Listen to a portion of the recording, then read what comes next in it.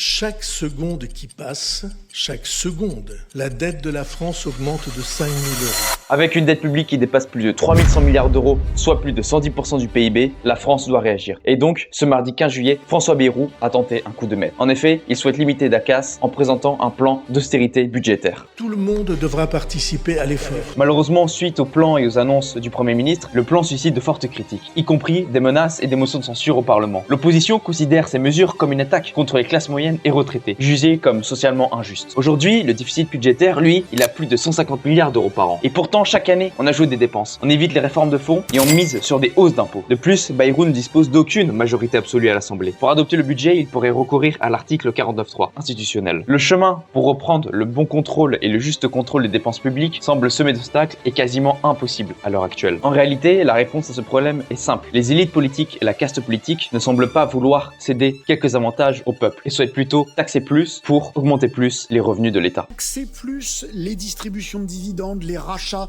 d'actions par les entreprises, toutes ces mesures qui profitent essentiellement aux grandes entreprises. Aurélien Saint-Toul a l'air de le souhaiter.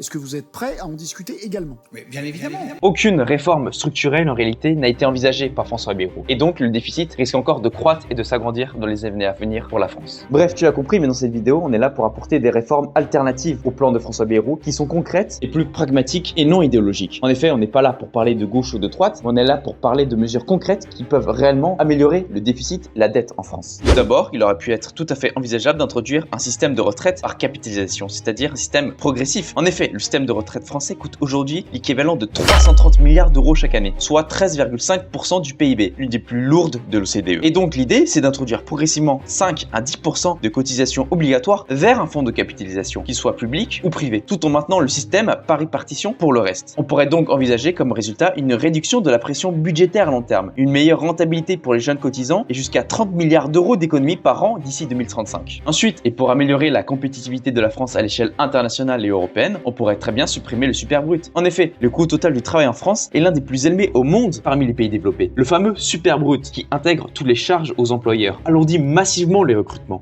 Reprenons le salaire de Franck.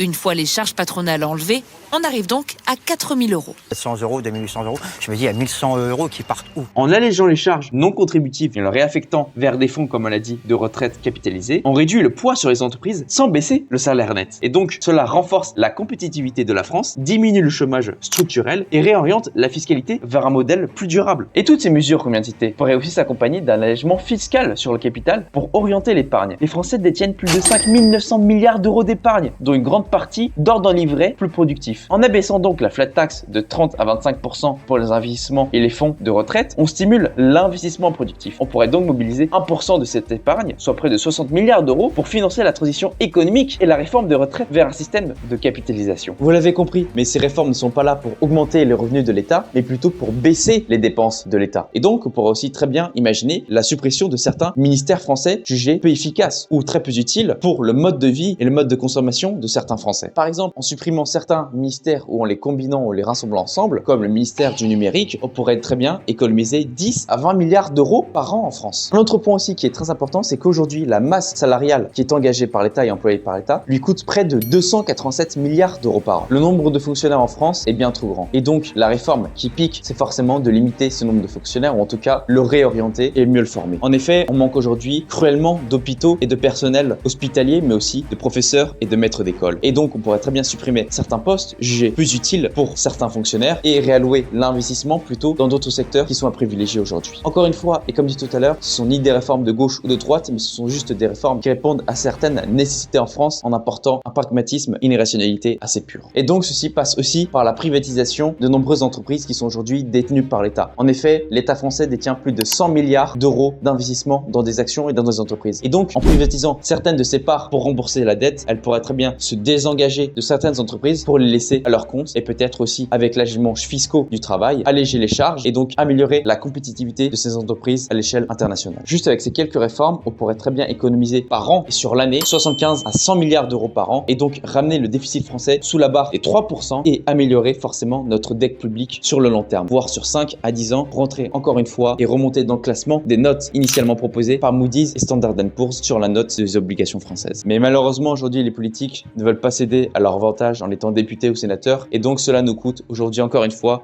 2 à 3 milliards d'euros supplémentaires par an qui pourraient être aussi économisés et réalloués autre part. Vous l'avez compris, mais la dette française est donc liée aussi à des problèmes de mentalité dans la caste politique. Et malheureusement, aucun personnage politique ne souhaite réellement prendre des réformes structurelles pour aider à améliorer la santé globale et économique de la France. C'est triste à dire, mais aujourd'hui la France se retrouve avec une faible compétitivité à l'échelle internationale, alors que des réformes sont envisageables, comme je viens de les dire. Bref, c'est pas grave, il ne faut pas désespérer que la seule personne qui est la plus compétente à vous aider, eh bien c'est vous-même. Donc formez-vous, essayez d'investir tous les mois, chaque mois, ce n'est pas grave et on arrivera tous ensemble à s'élever socialement mais aussi économiquement. En tout cas, c'était Willy et nous on se retrouve pour une prochaine vidéo assez vite sur le monde de la finance, de l'économie et etc. Bref, je vous laisse, vous pouvez checker dans la description, il y a plein de cadeaux pour vous. C'était Willy, allez, ciao.